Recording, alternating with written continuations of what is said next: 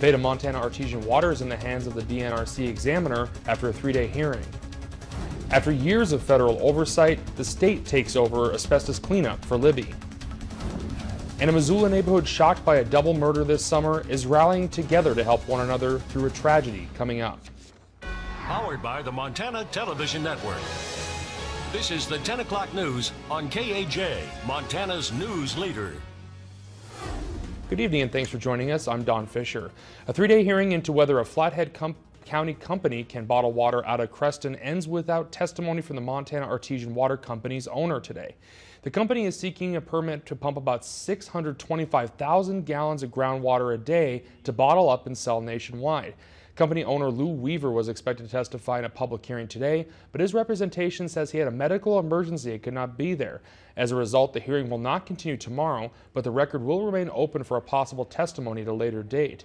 A large group of Flathead Valley residents objecting to the permit say it was disappointing that Mr. Weaver did not testify in a public setting today, while Weaver's representation says it was for good reason.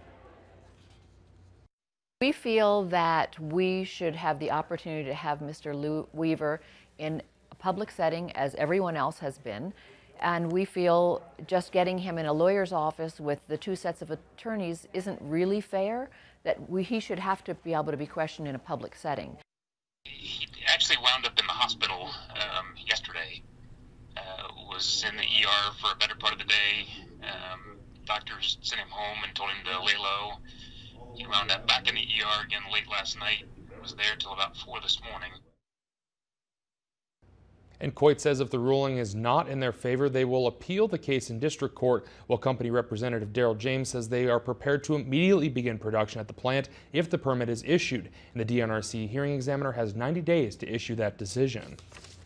Voting closed tonight for the Kalispell bypass, which is up for a People's Choice Award from the U.S. Chamber of Commerce, honoring highway projects that have had a significant impact on their communities. Voters say completion of the north end of the US 93 bypass brought a major change to the way traffic flows through the Flathead when it opened last year. The highway has not only made it easier for people traveling through the valley, but has also eased congestion in downtown Kalispell and resulted in hundreds of millions of dollars in new development and jobs. Now the bypass is one of 12 finalists for the award, which at last check was in 3rd place, with voting coming to an end tonight. The bypass already won the American Transportation Committee's Quality of Life Award last spring. After years of cleanup operations, a new effort is starting on how the community can deal with Libby's asbestos cleanup problem. That contamination comes from decades of vermiculite mining at the W.R. Grace mine, which was closed about 30 years ago. Now a new group is swinging into action. The Libby Asbestos Superfund Advisory Committee met for the first time in Helena today after being authorized by the legislature last spring.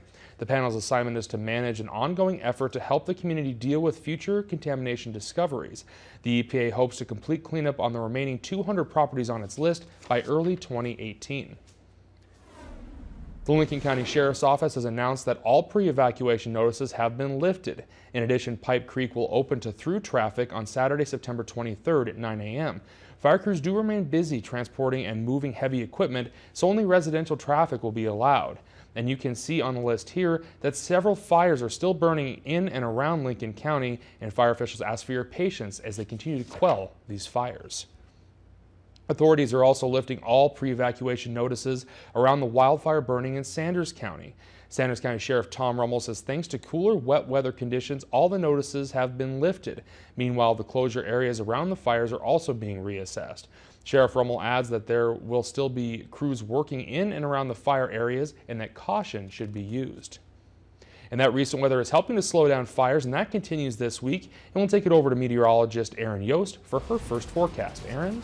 Yeah, things staying pretty active out there, especially for the southwest quarter of the state as we head into the overnight hours. Right now, we're actually starting to see a bit of clearing across some of the northwest quarter of the state. We're going to be the first to see even more of that clearing as we head towards this upcoming weekend. As a matter of fact, tomorrow I'm anticipating mostly cloudy skies, only a slim chance of a couple of showers, while the southwest part of the state sees some stuff pretty much all day. Now, winter weather advisories remain in place throughout the day tomorrow for higher terrain in the southwest quarter of the state. I've got our full forecast coming up shortly. All right, thank you, Aaron. And last week, Montana and specifically the Flathead Valley saw their first snowfall of the year in some high elevations. MTN's Jack Ginsburg went to Whitefish to see how local businesses see more traffic when the temperature begins to drop and the snow begins to fall. When the summer weather starts to dissipate at the end of September, tourists and locals begin to ramp up for colder weather. That means local ski businesses start to see more and more folks coming through their doors. We always see an increase in business when it gets colder and precip rolls in. However, this year is a little earlier than normal.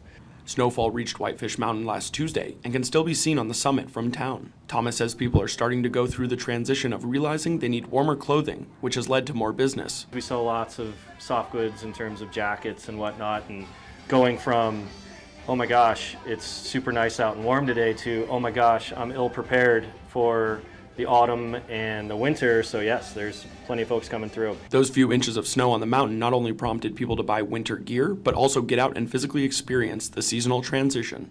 I know some people were up there hiking, and I've seen a couple people on the webcams today. So yeah, I do think people are excited about the snow and getting anxious to go. It's only a few inches, so it's not really a lot to ski yet, but certainly is fun, and it gets us in the mood. Columbus added that the mountain sees an increase in people buying season passes when the cold weather rolls around. A lot of people don't realize we've had passes on sale since April, but you don't think about your season pass until you get right down to the last minute. So September is the big push.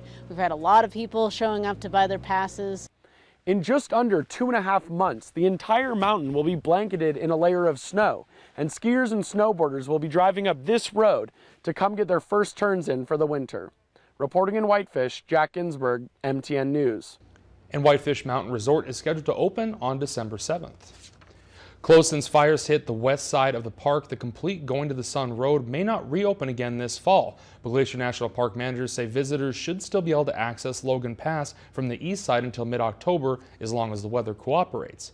The Going to the Sun Road and facilities like Lake McDonald Lodge were closed around Labor Day when the Sprague fire expanded. However, the popular road is still open from St. Mary's on the east, with a scheduled closing date now of October 16th.